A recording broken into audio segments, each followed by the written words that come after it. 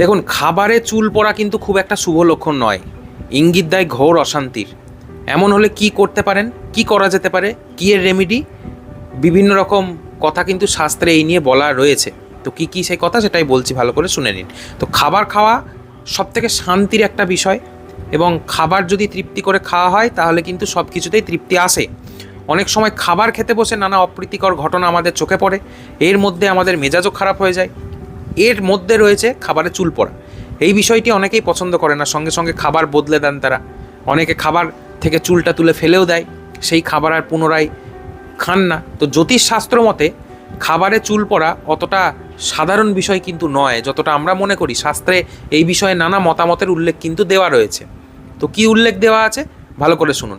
খাবারে যদি কোনোভাবে চুল পড়ে যায় তাহলে কোনো মতেই সেই খাবারটিকে আর খাওয়া উচিত নয়। এতে পরিবারের সদস্যদের মধ্যে ঝগড়া অশান্তি হওয়ার আশঙ্কা বৃদ্ধি পায়। এছাড়া সেই ব্যক্তিকে ঘিরে দারিদ্র্য কিন্তু চারিপাশে চলে আসে। তাই চুল পড়া খাবার কোনো মতেই খাওয়া উচিত নয়। একবার যদি কেউ কোনো খাবার ডিঙিয়ে চলে যায় তাহলে সেই খাবারও আর পুনরায় খেতে নেই। এই খাবারটিকে দ্রুত সরিয়ে রাখা উচিত বা পশু পাখিকে দিয়ে দেওয়া উচিত। খাবার ফেলতে নেই, এটাও মাথায় রাখতে হবে। তো খাবার ডিঙানো অশুভ কাজ হিসেবেই কিন্তু গণ্য করা হয়, তাই কারোর খাবার ডিঙিয়ে কোথাও যাবেন না। ডিঙিয়ে যাওয়া খাবার খেলে সংসারে অবনতি কিন্তু 100% আসে।